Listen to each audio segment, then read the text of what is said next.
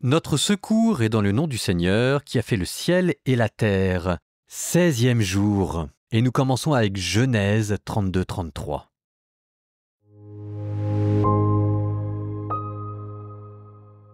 Laban se leva de bon matin, embrassa ses fils et ses filles, il les bénit puis s'en retourna chez lui. Jacob se mit en route et des anges de Dieu vinrent à sa rencontre. À leur vue, Jacob déclara « C'est le camp de Dieu ». Et il appela ce lieu Mahanaïm, c'est-à-dire les deux camps. Jacob envoya des messagers devant lui vers son frère Ésaü au pays de Séhir, dans la campagne d'Édom. Il leur donna cet ordre « Vous parlerez ainsi à mon seigneur, à Ésaü. Ainsi parle ton serviteur Jacob. J'ai séjourné chez Laban comme un immigré et j'y suis resté jusqu'à présent. Je possède des bœufs et des ânes, du petit bétail, des serviteurs et des servantes. J'en ai fait informer mon seigneur, afin de trouver grâce à tes yeux. » Les messagers revinrent vers Jacob et dirent « Nous avons trouvé ton frère Ésaü. Lui aussi marche à ta rencontre, et avec lui 400 hommes. » Jacob eut très peur, et l'angoisse le saisit. Il partagea en deux camps les gens qui étaient avec lui, le petit et le gros bétail, ainsi que les chameaux. Il se disait « Si Ésaü attaque un camp et le saccage, l'autre camp pourra en réchapper. » Jacob dit alors « Dieu de mon père Abraham, Dieu de mon père Isaac, ô Seigneur, toi qui m'as dit « Retourne dans ton pays, dans ta parenté, et je te ferai du bien. » Je suis trop petit pour toutes tes faveurs et toute ta fidélité que tu as prodiguée à ton serviteur, car je n'avais que mon bâton quand j'ai traversé ce Jourdain, et maintenant je suis à la tête de 2 camps. Délivre-moi donc de la main de mon frère, de la main d'Ésaü, car j'ai peur de lui. J'ai peur qu'il ne vienne, me frappe et frappe la mère avec les fils. Or toi, tu m'as dit, je te comblerai de bienfaits, je rendrai ta descendance comme le sable de la mer qu'on ne peut dénombrer tant il y en a. » Jacob passa la nuit à cet endroit. Puis, sur ce qu'il avait acquis, il préleva un présent pour son frère Ésaü, 200 chèvres, 20 boucs, 200 brebis et 20 béliers, 30 chamelles laitières avec leurs petits, 40 vaches, 10 taureaux, 20 ânesses et 10 ânons. Il confia les bêtes aux mains de ses serviteurs, troupeau par troupeau, et leur dit « Passez devant moi, et vous laisserez un espace entre chaque troupeau. » Puis il donna cet ordre au premier serviteur « Quand mon frère Ésaü te rencontrera et te demandera « À qui appartiens-tu ? Où vas-tu ? À qui appartient ce troupeau qui est là devant toi ?» tu répondras « À ton serviteur, à Jacob, c'est un présent qu'il envoie à mon seigneur, à Ésaü. Et le voici lui-même derrière nous. » Il donna le même ordre au deuxième, puis au troisième, bref, à tous ceux qui marchaient derrière les troupeaux. Il disait « C'est en ces termes que vous parlerez à Ésaü quand vous le trouverez. Vous direz « Voici que ton serviteur Jacob arrive derrière nous. » En effet, Jacob disait « Je l'apaiserai avec le présent qui m'aura précédé.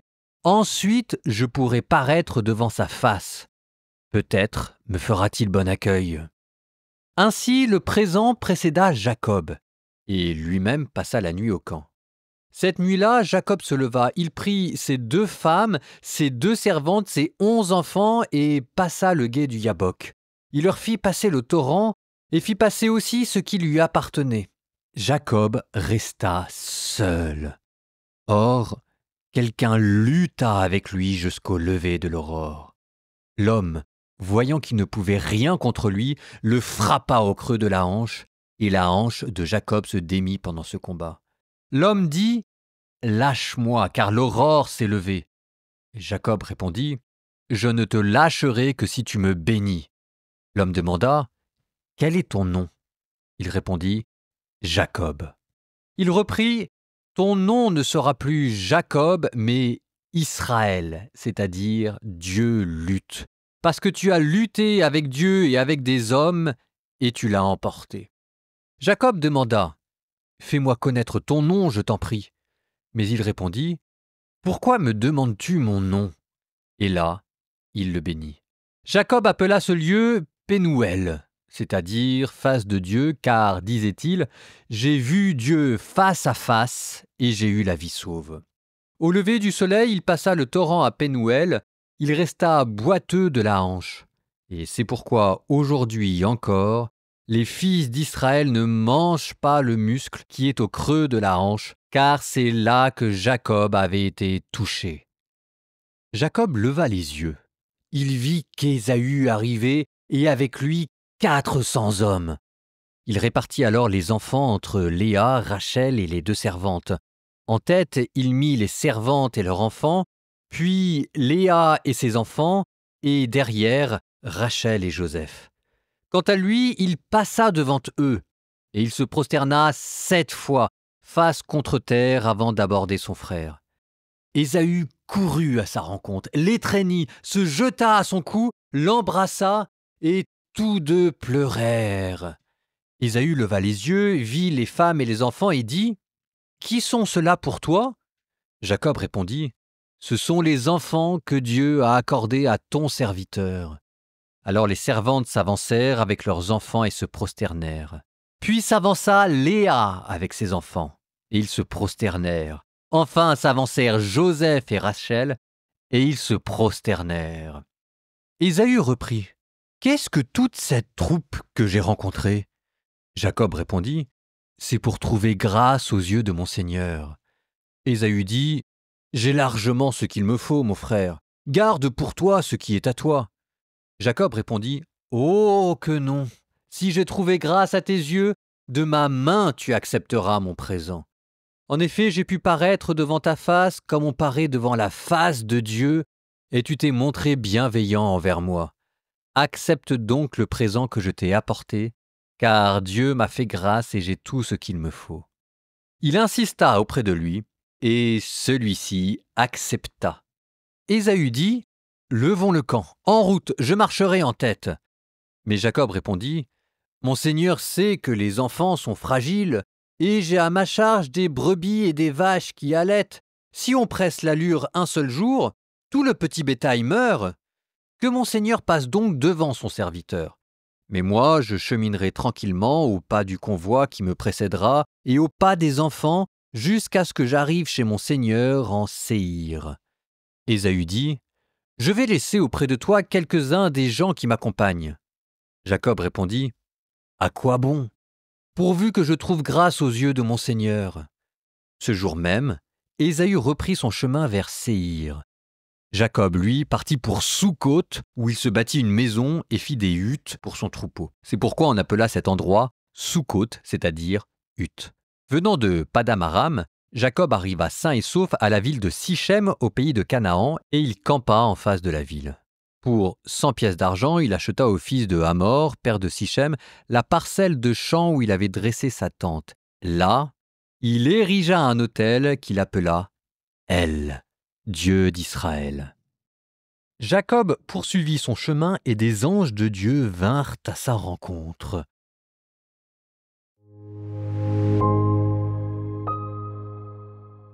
Les anges de Dieu qui nous assistent.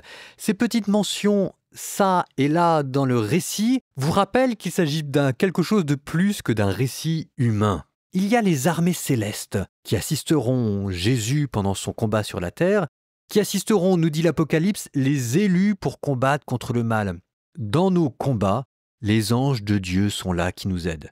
Ce que vous rappellera Exode chapitre 23, Dieu dit « Voici que moi, j'envoie un ange devant toi pour te protéger en chemin. » Jacob s'exclame « C'est le camp de Dieu » et il appelle cet endroit Mananaïm, les 2 camps. D'après les rabbins, c'est parce que Jacob était dans une telle situation de détresse qu'il avait besoin de 2 camps d'anges, l'un à l'avant, l'autre à l'arrière, car derrière, Jacob est poursuivi par son beau-père, et devant, il y a son frère qui vient à sa rencontre. Bref, il est pressé de tous les côtés et la tension monte. Ésaü a toutes les raisons de l'attaquer et le fait qu'il vienne avec 400 hommes est tout sauf un présage de paix. D'abord, il y a cette amertume et cette rancune du droit d'aînesse plus ou moins volé. Ensuite, il y a possiblement la jalousie d'Ésaü envers Jacob, parce que Jacob, qui est parti de rien, est maintenant devenu riche. Et puis Jacob est en chemin, donc vulnérable. Et puis si jamais il faut l'attaquer, c'est avant que Jacob ne voie Isaac, son père. Donc là, Jacob est dans une position critique. Alors, regardez cette prière. Parce que, vous savez, des pièges inextricables dans lesquels nous sommes cernés de tous les côtés quand le malheur va fondre sur nous, ça aussi, comment est-ce que nous prions dans ces cas-là? La prière de Jacob devient un modèle. Dieu de mon grand-père Abraham, Dieu de mon père Isaac, Seigneur, toi qui m'as dit. Regardez, Jacob commence par prendre de la hauteur et rappeler qu'il n'est pas seulement question de lui, mais de tout un peuple avec lui, de toute une tradition. Toi qui m'as dit, retourne dans ton pays, dans ton lieu de naissance et je te ferai du bien. Ce que Jacob rappelle, c'est qu'il n'est pas parti sur un coup de tête, qu'il a pris le temps de bien mettre les choses en ordre pour obéir à Dieu. Il est là sur son ordre à lui. C'est pas la même chose de prier quand on s'est mis tout seul dans une situation compliquée ou quand on s'y est mis à cause de Dieu. Jacob continue en disant « Je ne suis pas digne de toutes les faveurs que tu m'as montrées ». Il rappelle son humilité. Voilà, je ne suis pas digne, je suis trop petit. Ça veut dire que là, ce qu'il demande à Dieu, c'est bien une grâce et une faveur qu'il ne mérite pas. Délivre-moi de mon frère Ésaü car j'ai peur. C'est le moment où ce sont l'émotion qui viennent prier et vous voyez que la prière là atteint une forme de sincérité. Et bien souvent, c'est la sincérité qui fait la qualité de notre prière quand elle vient des tripes. Et regardez ce qu'ils disent. J'ai peur qu'ils ne viennent et me frappent sans épargner ni la mère ni les enfants. Ce dont Jacob a peur, ce n'est pas de se faire frapper. Ce dont il a peur, c'est que la vengeance de Ésaü soit telle qu'elle ne se cantonne pas à sa personne, Jacob, mais qu'elle finisse par remporter avec elle et la mère et les enfants. Ce qu'il veut, ce n'est pas épargner sa personne, ce qu'il veut, c'est épargner la mère et les enfants. Et il continue, « C'est toi-même qui as dit, je te ferai du bien et je rendrai ta descendance pareille au sable de la mer. » Et là, il s'appuie sur la promesse de Dieu. Donc vous voyez, l'humilité, l'insincérité, et en même temps, il a quand même essayé de faire les choses bien, et comme il s'en remet entièrement à Dieu. Vous savez, c'est facile d'être fier, arrogant, roublard, quand il est question simplement de nous-mêmes, mais quand on a des responsabilités, et Jacob, c'est ça la grandeur de ce personnage, c'est qu'il est conscient de ses responsabilités. Il y a un moment donné où la roublardise ne suffit plus, et on se retrouve, pauvre devant Dieu, à lui dire « Sauve-moi », c'est la panique. À la limite, on comprendrait que Dieu n'exauce pas nos prières quand elles ne nous concernent que nous, mais quand on a charge d'enfants et charge d'âme, vous savez que les prières dans ces cas-là, elles sont beaucoup plus intenses et beaucoup plus angoissées. Et ça vous donne cette image du combat de Jacob qui reste derrière tout le monde pour combattre on ne sait pas très bien contre qui, à la fois contre ses propres peurs, contre ses ennemis, contre un homme, contre Dieu, une forme mystérieuse.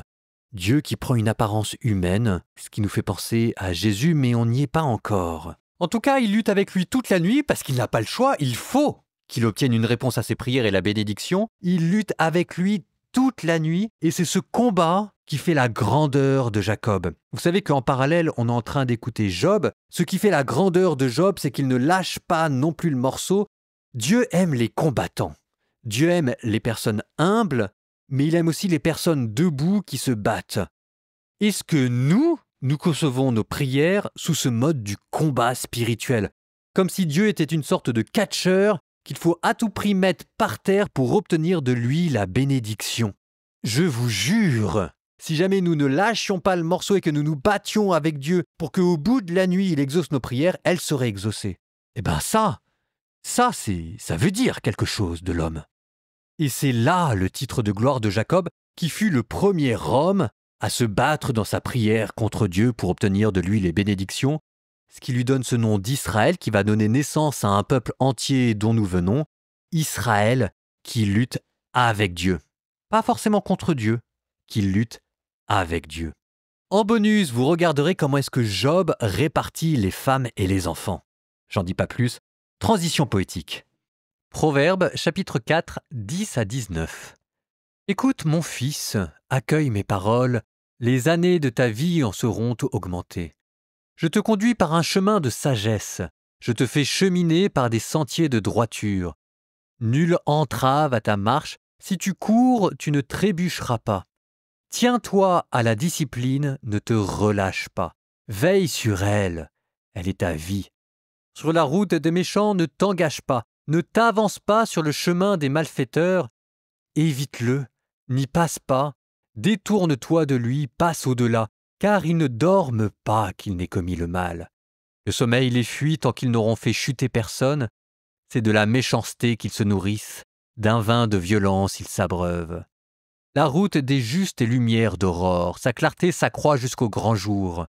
Le chemin des méchants, c'est la ténèbre. Ils trébuchent sans savoir sur quoi.